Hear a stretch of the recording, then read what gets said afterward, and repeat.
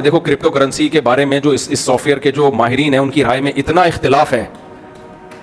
پہلے میں نے فتویٰ دیا جائز ہے, ان سے ہمارا رابطہ ہوا, انہوں نے ہمیں پورا سمجھایا ایسے ہوتا ہے ویسے, ہم نے کہا تو جائز ہے, میں نے فتویٰ دے دیا جائز ہے. دوسرے بڑے سے آئی لینڈ کے ہیں, وہ ٹاپ 10 میں ان کا شمار ہوتا ہے, وہ آئے, ان سے میری میٹنگ ہوئی, انہوں نے کہا بھائی یہ ناجائز ہے, اس میں یہ جو انہوں نے بتایا نا کہ یار, میں نے کہا یہ تو صحیح نہیں ہے. پھر تیسرے آئے, وہ ان سے بھی بڑے فنٹر, انہوں نے کہا ایسا ہے جائز ہے. پھر ہم نے کہا بھائی مجھے نہیں پتا یہ جائز ہے کہ ناجائز ہے, کیونکہ اس کے ماہرین میں جب اختلاف ہو رہا ہے. دیکھو اب لوگ کہتے ہیں مفتی لوگ فتویٰ کیوں نہیں دے رہے.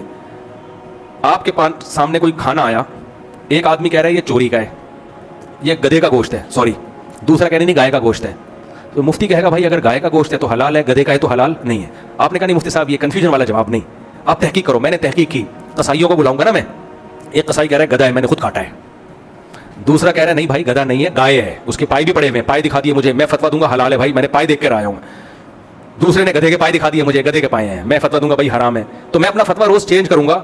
تو اس سے بہتر نہیں ہے میں خاموشی اختیار کر لوں کہ یار یہ قصائی ہی نہیں ایکسپلین کر پا رہے ہیں کہ یہ گدھا ہے یا گائے ہے, تو جس نے کھانا ہے اپنی ذمہ داری پہ کھائے, جس نے نہیں کھانا وہ کیا کرے, احتیاط کرے. تو اس لیے کرپٹو کرنسی کے بارے میں نہ ہم حلال کہہ رہے ہیں نہ حرام کہہ رہے ہیں, جب تک اس کے بارے میں ان کے ماہرین کی کوئی رائے قائم نہیں ہو جاتی ہم خاموشی اختیار کیے ہوئے. ناجائز بھی نہیں کہتے کہ ایسا نہ ہو آپ کروڑوں کا نقصان کر بیٹھو, کل بولو لو بھائی اب تو مفتی صاحب خود کاروبار کر رہے ہیں, تو یہ نا, اور ان کے اب حلال ہو گیا. تو اس لیے ہم خاموشی, بھائی جو کرنا ہے آپ خود سمجھو اس کو.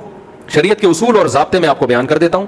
اصول اور ضابطہ یہ ہے کہ جس چیز کا آپ رسک لے سکتے ہو, رسک ہو, اس کا پروفٹ آپ اٹھا سکتے ہو, سمجھ رہے ہیں, اور ملک کے قوانین بھی اس کو لیگل کرتے ہوں. اس طرح کی چند چیزیں ہیں. اور اس کرنسی سے کرنسی برائے کرنسی مقصود نہ ہو. کرنسی کبھی خود مقصود نہیں ہوتی, اس سے ایسٹس مقصود ہوتے ہیں.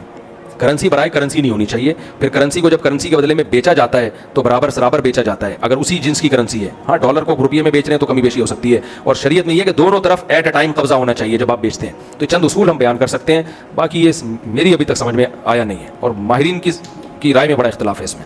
تو آپ کریں, اپنی ذمہ داری پہ کر لیں. جامعۃ الرشید کا آفیشلی فتویٰ نہیں ہے, ان کے کسی پرسنل مفتی کا فتویٰ ہے, لیکن اس میں بھی اویس پراچا صاحب کا ہے, لیکن ان پہ بھی بہت سارے جامعۃ الرشیدی کے علماء کو اشکال آتے ہیں. مفتی تقی عثمانی صاحب نے اس بارے میں ابھی تک کوئی رائے دی نہیں ہے.